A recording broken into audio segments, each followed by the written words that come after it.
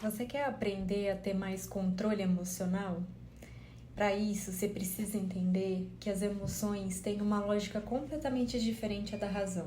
A razão permite que você coloque as coisas em caixinhas e a emoção não funciona desse jeito. É muito comum eu receber paciente que tem algum tipo de carência ou dificuldade de se sentir sozinha.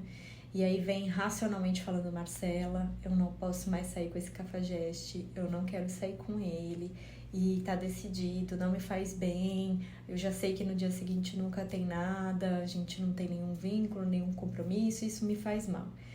Só que na sessão seguinte, o cara ligou no final de semana, mandou uma mensagem, abriu uma oportunidade e ela: Marcela, eu saí com o cara.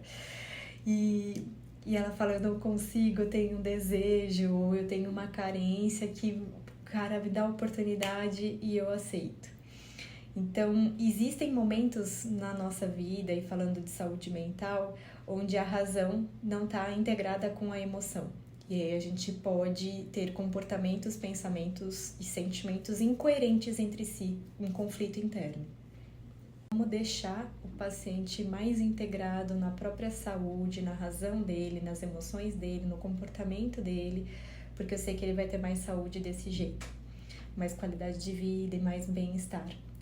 Então, para isso é muito importante a gente aprender e entender como que funciona a inteligência emocional, como que a gente lida com ela, para daí a gente conseguir fazer esse trabalho de integração com a nossa razão. E para aprofundar um pouco hoje, eu vou trazer a história de um homem chinês que é conhecido como o Grande Yu, ou Yu Lu, o Grande, que foi uma pessoa muito importante na China, que foi reconhecido como o cara que controlou as águas. No pensamento chinês, a gente costuma associar as emoções com a simbologia da água. Não sei se vocês já viram também no filme O Último Mestre do Ar, isso mostra de uma forma bem lúdica e bem interessante. Mas voltando para a história da China, o pai do Lu, que era o Gun, ele foi o primeiro a ser chamado a tentar resolver esse problema que eles tinham lá na China, bem próximo do Rio Amarelo. Eles tinham graves problemas de enchentes. E aí, para isso, a solução do Gun foi a construção de diques e de barragens.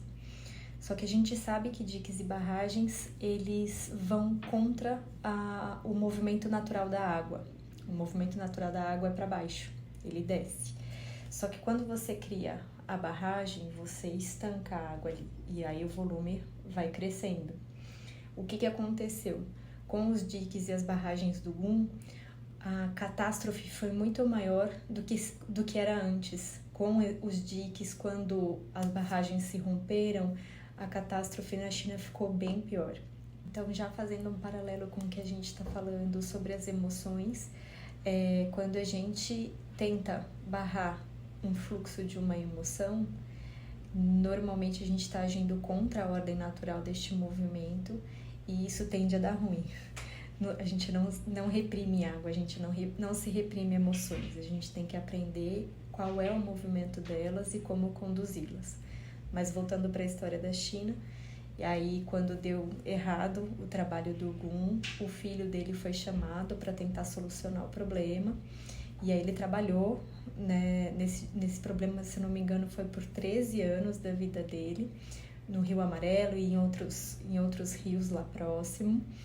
E a sacada dele foi essa: qual que é o movimento da água? O movimento da água tende a descer, então vamos construir canais que a gente consiga conduzir essa água para o lugar adequado.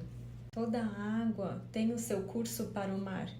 Então, ele, entendendo o movimento natural da água, que ele conseguiu fazer a proposta dele de como regular, como governar isso, como controlar, como manejar a água.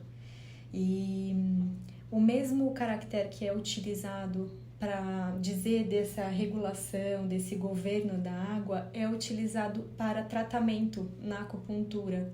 Esse caractere Zi, ele é utilizado para falar de governar, como governar e manter a ordem natural. E na medicina chinesa, né, no tratamento da acupuntura, ele é utilizado como cura, como tratamento. E aí o que se entende então como cura e tratamento? É regular a si mesmo. E a gente só consegue ajudar como acupunturista a pessoa a se regular uma vez que a gente procura a nossa regulação também. Então existe essa importância do acupunturista entender os movimentos de Qi, porque a gente entende as nossas emoções, os nossos pensamentos como movimentos de Qi, assim como a parte física, fisiológica. E quando você entende a ordem natural do seu ser, você consegue ter um bom manejo disso e essa busca desse equilíbrio.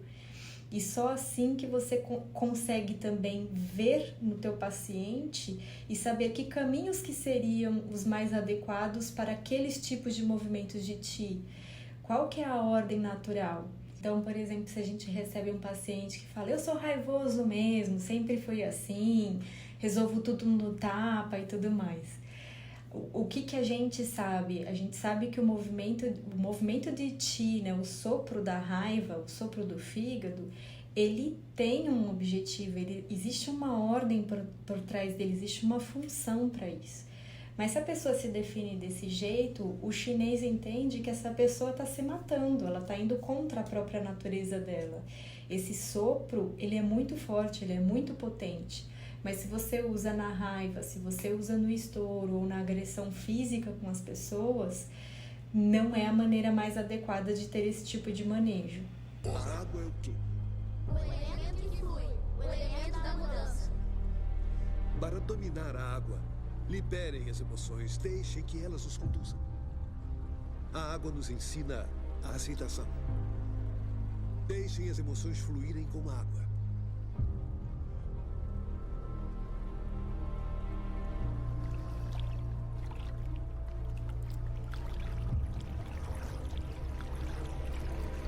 Só que esse equilíbrio que a gente está falando não é apenas liberar a emoção. Existe todo um trabalho, então, de integração dessa emoção com a própria razão da pessoa, até para a gente conseguir essa moderação.